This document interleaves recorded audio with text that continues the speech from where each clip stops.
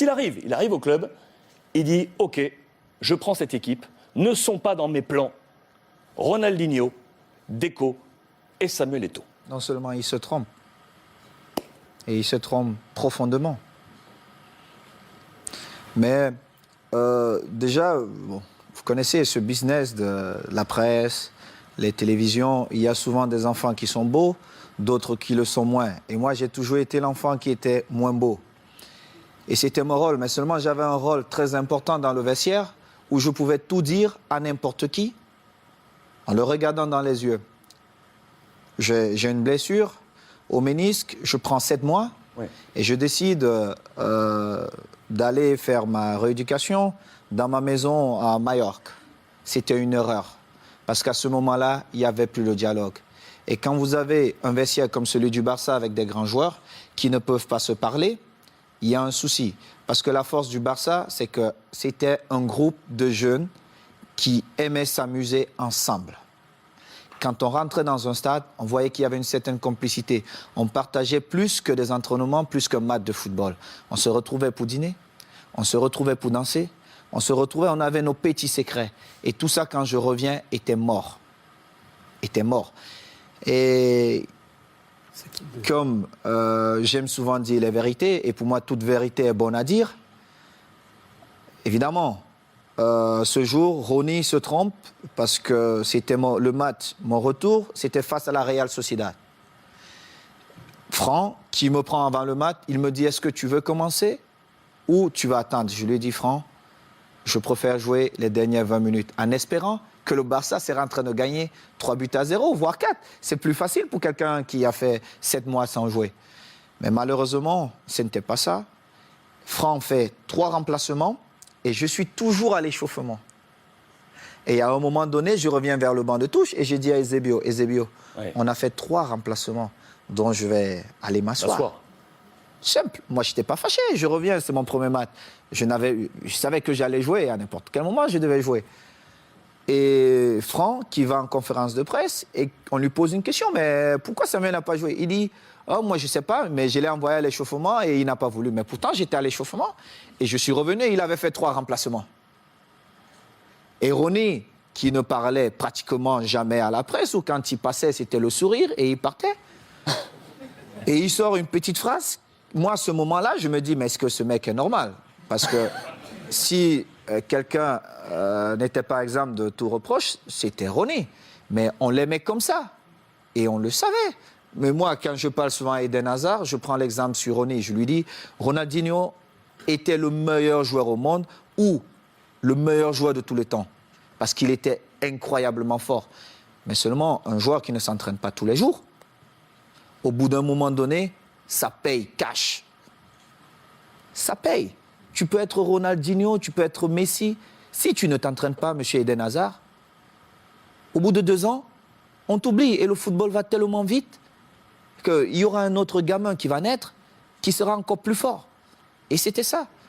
Et quand Ronny le dit, moi j'attends le lendemain, personne ne s'excuse. 2 jours après, personne ne s'excuse. J'ai dit, mais ils ne sont pas bien dans leur tête, eux. Et alors là, je monte au créneau et j'essaie de remettre de l'ordre.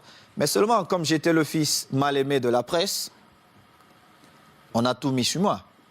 Mais ils ont oublié de dire, en 2006, Ludovic Giuli est souvent là avec vous. Franck n'a pas parlé au vestiaire pendant la mi-temps, quand on perdait face à Arsenal. C'est moi qui ai tenu le discours. Moi, j'ai parlé. J'ai dit ce que je pensais à chacun d'eux. Quand on est revenu, on a vu un autre Barça. On a gagné ce trophée. Moi, je m'en fous. Le plus important pour nous, c'était de gagner. Et il était inconcevable de voir un groupe de jeunes gamins avec autant de talent perdre match face à Arsenal. C'était inconcevable. Et du coup, comment vous avez pris ce message quelques semaines plus tard, lorsque Guardiola qui arrive dit « Moi, Eto'o, Deco, Ronaldinho, c'est dehors ». Mais j'ai d'abord rappelé à Guardiola qu'il n'a jamais été un grand joueur. Il était un bon joueur. Et c'est vrai.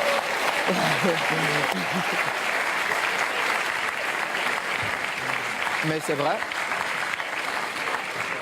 Je le lui ai dit. Et j'ai rappelé au passage, si c'est le coach Luis qui me le dit, je dis, OK, je ne peux rien dire. Comme joueur, on connaît aussi Pep, mais surtout comme entraîneur, Il n'avait rien démontré pour qu'il arrive dans un vestiaire comme le Barça. Il ne connaissait même pas l'histoire du vestiaire et qu'il se mette à dire certaines choses. Et en plus, ce qui me faisait encore plus mal, c'est qu'ils inventaient des choses que la presse relayait. J'ai eu cette discussion avec lui et j'ai eu une très très belle offre pour aller jouer 6 mois en Ouzbékistan où on me payait 26 millions de dollars. Et dans son bureau, avec Tiki, il me dit « Oh Samuel, ça peut te faire du bien, vas-y. » Et je lui ai dit « Celui qui va te faire gagner, c'est Eto'o. Mais tu viendras me demander pardon. » Et je suis resté à ma place. J'ai continué à m'entraîner, nous sommes allés aux États-Unis. Et nous étions à Houston, dans le vestiaire. Il dit avant le match, « Ok, nous allons changer de dossard. » Oh, tout le monde dit « Oh, c'est l'entraîneur qui le fait maintenant, c'est surprenant. » Et il dit « Titi, tu vas prendre le numéro 9 de Samuel. » Titi Henry. Oui, Titi Henry, tu vas prendre le numéro 9. Et Titi était bien content. Et Eto'o portera le 14. Tout le monde était surpris. Et c'était un manque de respect total. Et je ne pouvais pas l'admettre. Parce que j'avais quand même écrit une belle histoire, même si elle devait s'arrêter là, au Barça. J'avais beaucoup fait pour le club. Que ce soit dans les stades, mais surtout en dehors du stade. En dehors du stade. J'ai toujours été là pour tous mes coéquipiers, pour tous les clubs. Vous êtes resté 1 an avec Pep. Je vais vous dire. Alors, il joue, je suis au banc de touche. Quelques jours plus tard, on joue contre une équipe de Mexico, Chivas. Chivas. Et il a le malheur de me donner 20 minutes. Et je crois qu'il pouvait se tirer une balle dans la tête. Et les 20 minutes, je marque 3 buts. On revient à New York contre Red Bull. Bon, il se dit, bon, voilà. Il me renvoie dedans. Je marque encore 3 buts. Il était obligé de convoquer une réunion. Mais comme il n'a jamais eu le courage de me dire les choses en face, il est passé par mes coéquipiers. J'étais en train de dîner.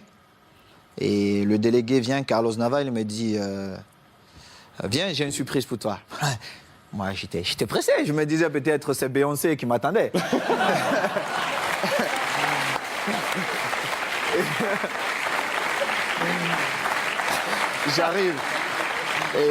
J'arrive dans cette suite et je vois Jorquera, Oleguer, non pas Oleguer, Puyol. Les jeunes du Barça. Léo, André, Xavi et surtout Victor, qui est l'un de mes meilleurs amis. Et Victor Valdés. Victor Valdés. Et je vois Pep qui est au fond. Et mon visage change. Parce que j'étais très agressif quand je voyais Pep. Mon visage change. Il n'a pas parlé. Alors, Makina, Xavi, il prend la parole, il me dit, bon, négro, comme on te l'a toujours dit, on l'a manifesté, on veut que tu restes et il faut que tu trouves un terrain d'entente avec Pep. Et j'ai dit, moi, je ne parle pas à Pep. Il doit me présenter ses excuses parce qu'il m'a manqué le respect ouvertement à plusieurs reprises et je n'accepte pas ça. Moi, si vous ne me respectez pas, je ne vous respecte pas. C'est comme ça, la loi chez moi. J'ai souffert pour être là. Je respecte tout le monde, mais si vous ne me respectez pas, je ne vous respecte pas. Mais alors là, je fais le double, ou voire même le triple que ce que vous avez fait. Et Pep, il parle un peu en catalan, tout ça, il trouve un peu des phrases difficiles. Et on commence la saison. J'ai parlé 2 fois à Pep. 2 fois. Une fois, c'est parce qu'il me demandait d'aller parler à Yaya Touré qui ne voulait rien savoir de lui. Et une autre fois, c'est parce qu'il voulait me donner des leçons, comment un attaquant devait bouger. Je lui ai dit, mais Pep, tu as été milieu de terrain, tu n'as pas été un grand attaquant. Moi, je marque mes buts comment? Ce mouvement ne devait pas se faire comme ça. Et en plus, on était à l'entraînement. Et moi, j'ai fait un jeu sans ballon pour créer un espace pour Messi qui venait. Et en plus, Léo marque. Il me dit, non, il fallait faire. Je lui ai dit, mais toi, t'es pas normal, toi. En fin de saison, je marque, je crois, 35 buts. Et je marque le but qui nous permet de prendre l'avance face à Manchester à Rome. On se retrouve en finale de Ligue des Champions. Oui, en finale de Ligue des Champions. On se retrouve à la Corogne. Et à la Corogne, je marque 2 buts ce match. Et je devais partir jouer face au Togo avec les Lions. On a un dîner bien arrosé. Moi, je ne bois pas. Mais tout le monde s'est lâché un peu. Et il dit, oh, je vais porter un toast. Et puis voilà. Vraiment, il faut qu'on dise merci à Samuel parce que c'était une saison difficile pour lui. Mais il a montré le grand joueur qu'il est. Tout ça. Un beau discours. C'est la première fois où j'ai fait confiance à Guardiola. Mais cela m'a coûté mon passeport pour l'Inter de Milan.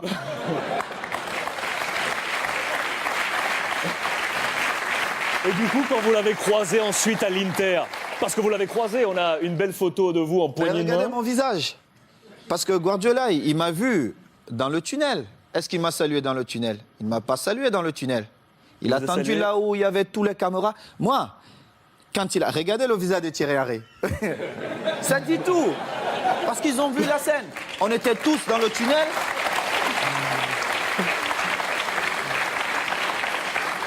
Regardez Léo Messi. Regardez le visage de Léo Messi. On était tous dans le tunnel.